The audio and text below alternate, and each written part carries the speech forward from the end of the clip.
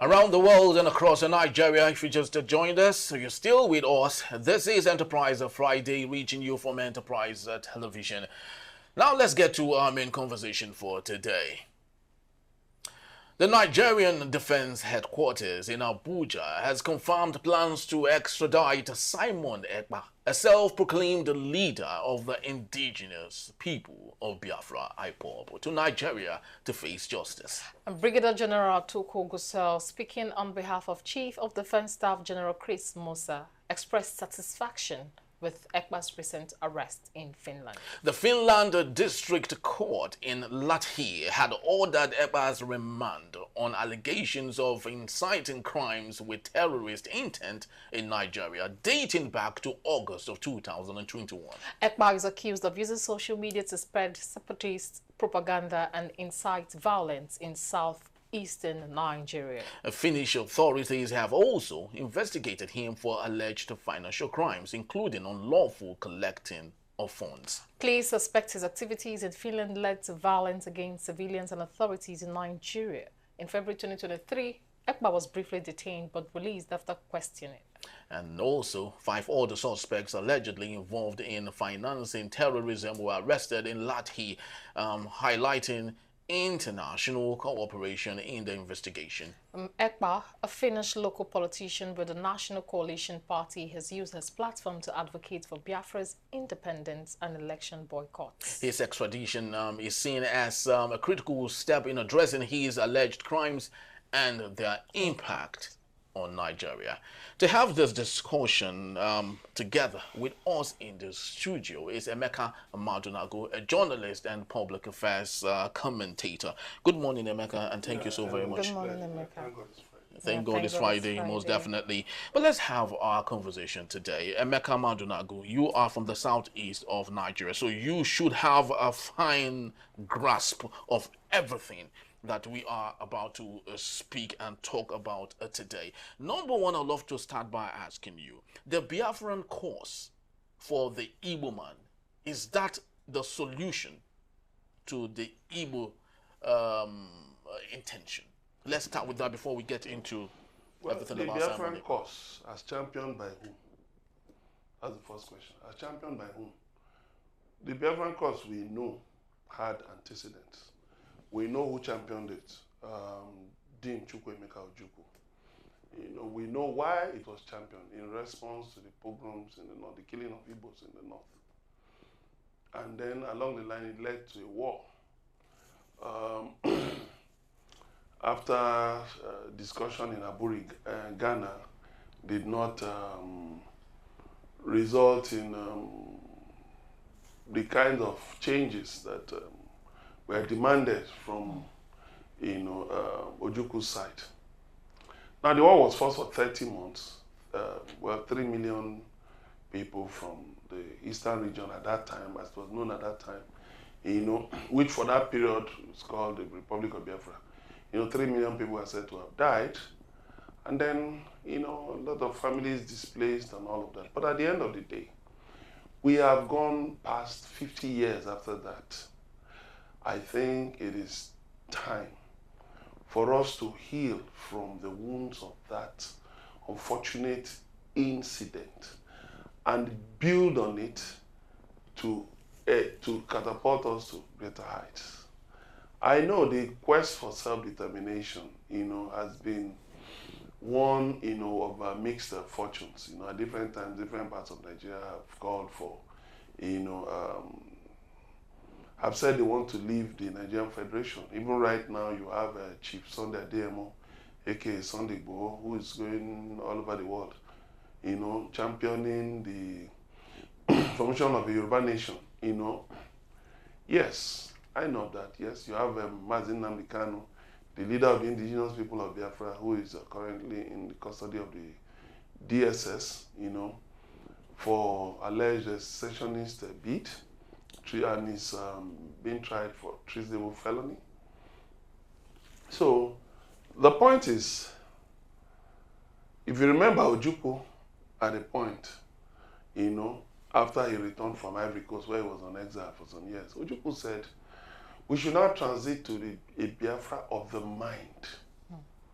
Now, Biafra have a mind whereby, the people of the Southeast have become known now, because then it was the Eastern region, comprising what you have today as the Southeast and the South-South. But today, just majorly the Southeast. So that we should, transcend the basic issues of, hurt, bitterness, angst, anguish about the past. And, push our greatness, push those positives about the people of the Southeast. And see how, we can be more focused on things that will build us up. At this point, everybody in Nigeria is talking about dissolving the Nigerian Federation and going their separate ways. But, the sad thing is that in the Southeast, the very people talking of, taking Igbos from what they perceive to be marginalization and repression in the Nigerian Federation are the ones instead killing the people, which shows you that this kind of liberation is undesirable. Are you going to, if you're looking forward to getting Biafra, Republic of Biafra, for instance, are you going to preside over corpses?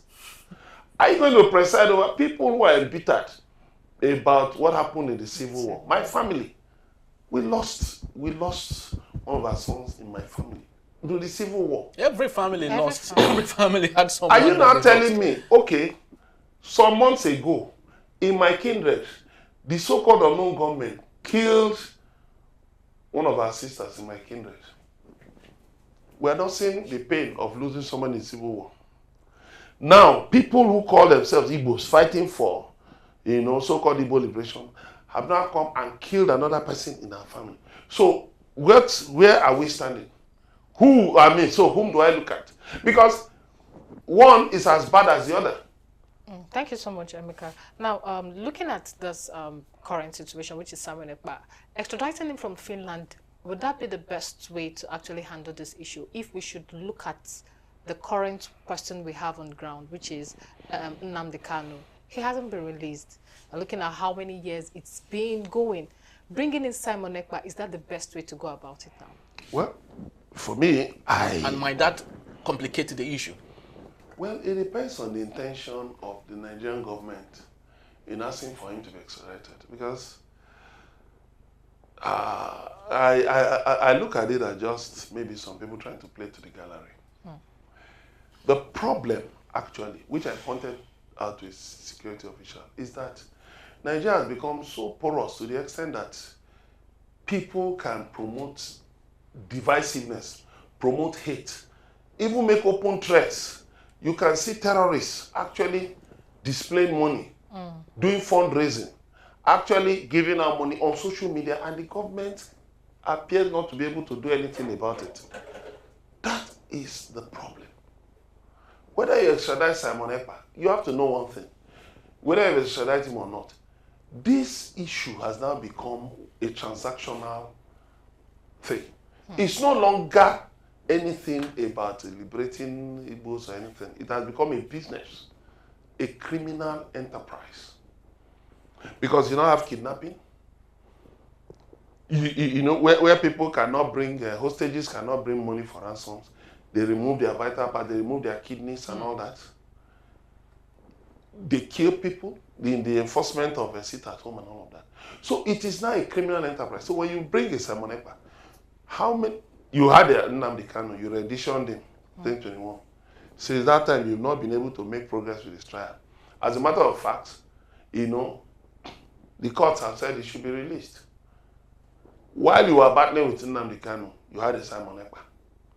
You bring a Simon Ekpa. Do you know how many more of Nnamdi Kanus and Simon Ekpas are out there that will arise in different places, in different countries, even within Nigeria? The point is this: address the issues at hand. And what is the issue at hand? Make Nigeria work for all Nigerians. Stop giving vent. Stop feeding the notion that Nigeria is for a class of people. That for you to make progress in Nigeria, you must belong to certain ethnic groups. You need to make people have a sense of belonging. That was why Professor Chinachebe said that Nigeria has an Igbo problem. Why this hate? Why is there this hate? Even this morning, I was looking on X. You see people promoting hate. What do they really want? What do they know that this is verging on lunacy? Where you just take your phone, your smartphone, what you want to do is to denounce a people. It's verging on lunacy. And I'm telling you, no wonder doctors say that there's a large proportion of Nigerians with mental health issues. Because no sane person will wake up in the morning to start writing things, and saying things, going on there to say things that, that will incite hatred against the people. What do you stand to gain? If, let's say, God forbid, all those people are killed, how will it better your life? Ask yourself if you are normal. How will it make your life better? How will it advance your life? How will it advance your own interests? It is a tragedy we have seen in this nation. And that's why you see, yes, people can come out and say, yes, we want to liberate so people because we've been marginalized. Look at in appointments. And which is true. President Bola Tinubu has, clearly stamped out that his is about nepotism. He is a nepotistic, tribalistic, divisive leader. It is not. He has not made any bones about it, and it's very unfortunate because even his own people are crying out, "What is this? Why are you? Why are you flooding the place with your own people?"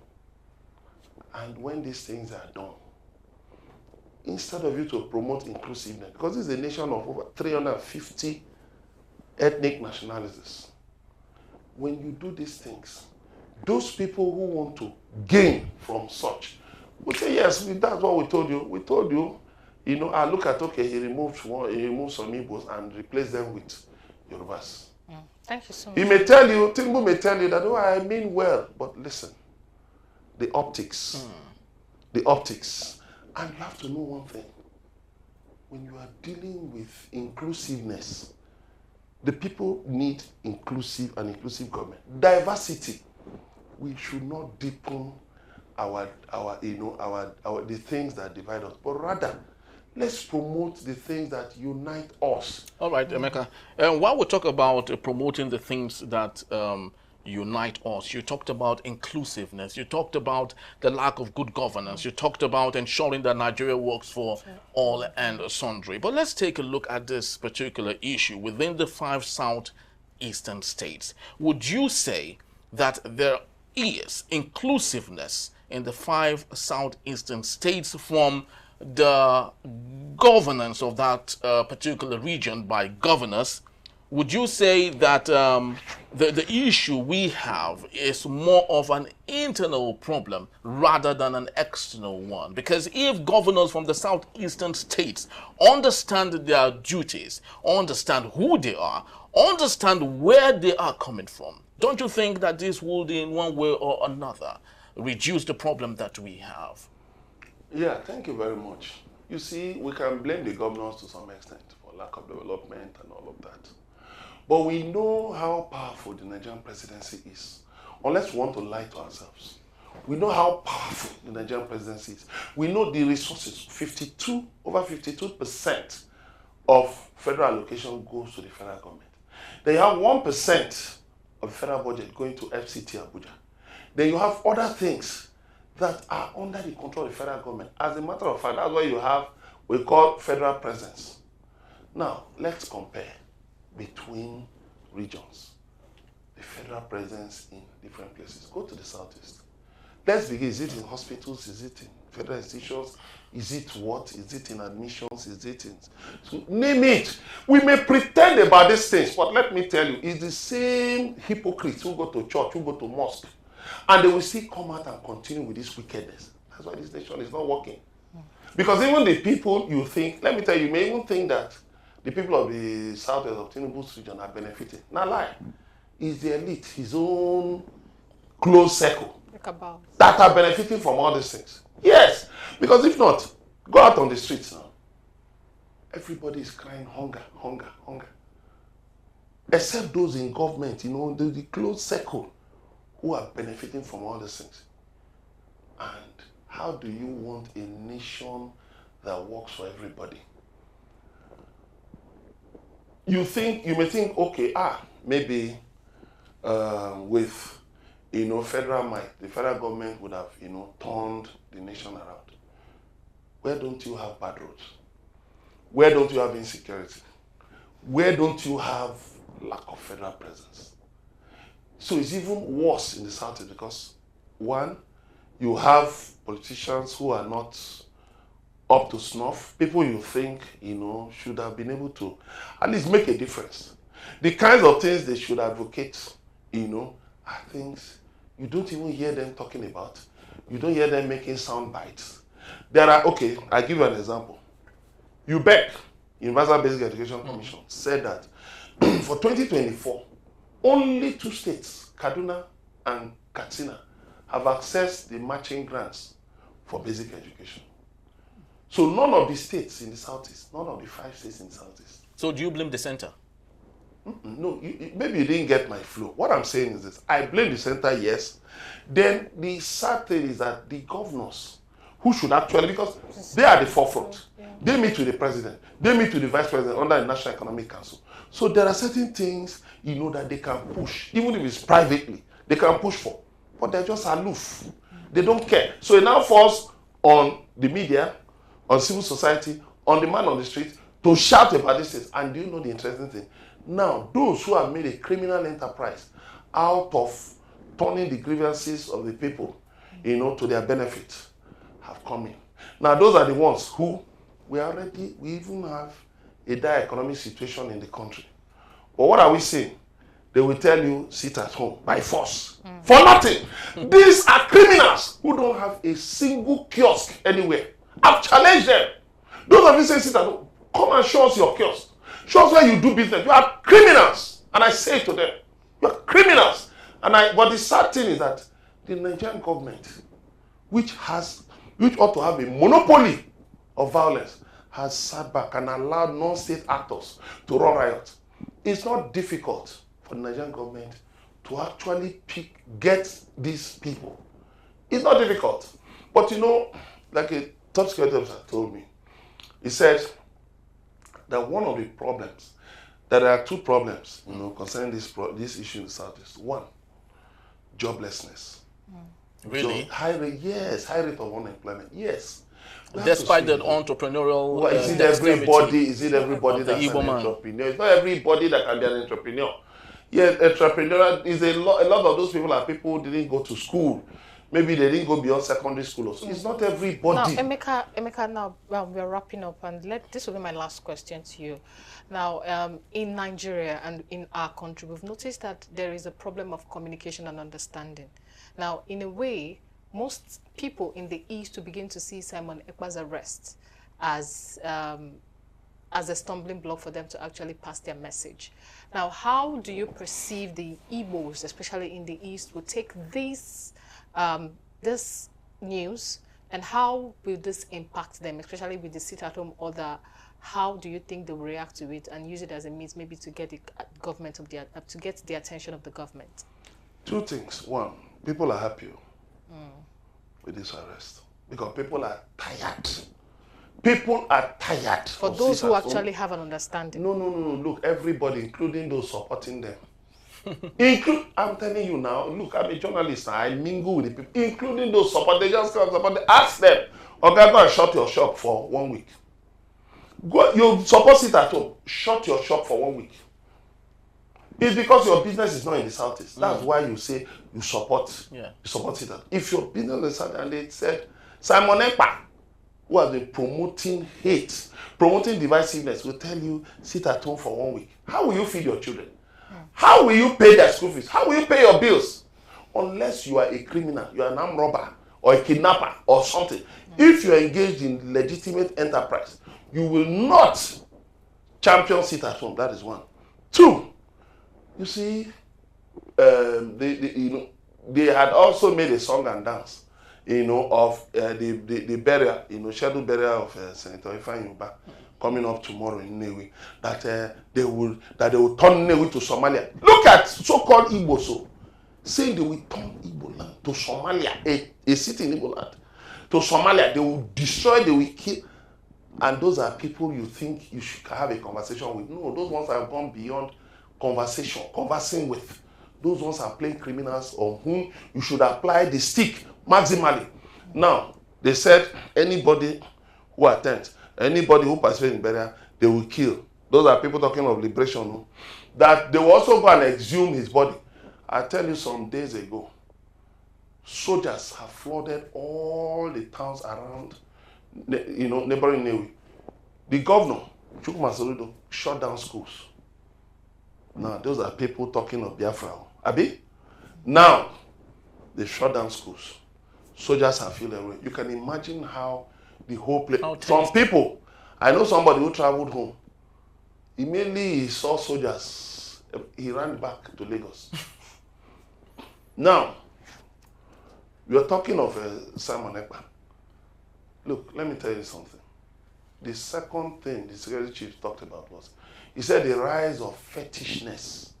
Not these witch doctors and all that, promising what they call okite. Which is, that you can make money, that they can give you, you can see one of them that has been promoting this nonsense on social media. People have been calling him out. Very dark black man disgraced him recently.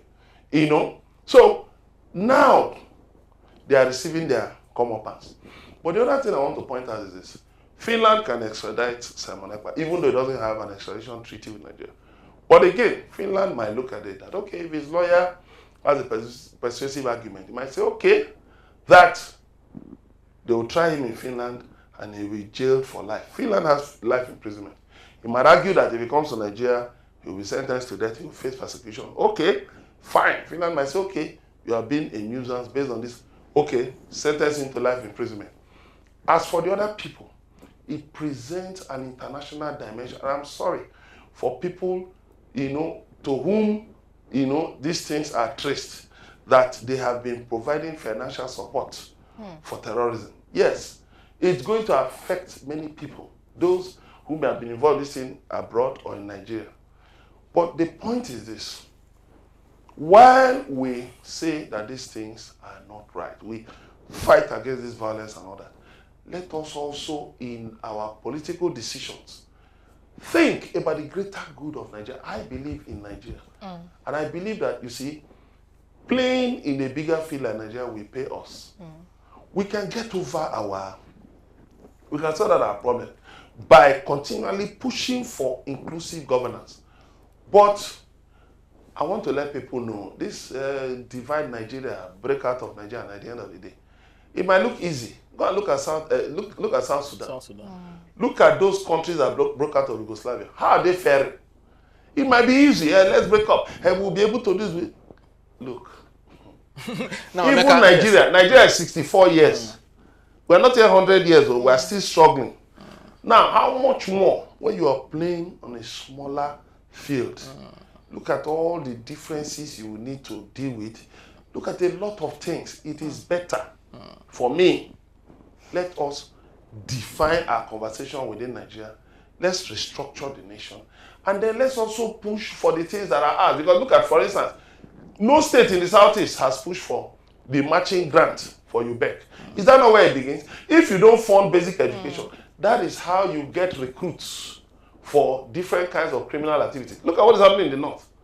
Look at out-of-school children. 20 million out-of-school children. And you think it doesn't matter? All right, Thank you so much, in 60 seconds, please. Some conspiracy theorists have asserted that it's possible that Simon Ekpa is not working alone. It's possible he is working with those in authority to create the chaos in the southeast of Nigeria. Do you buy such submission? Well, I cannot say yes. I can't say no.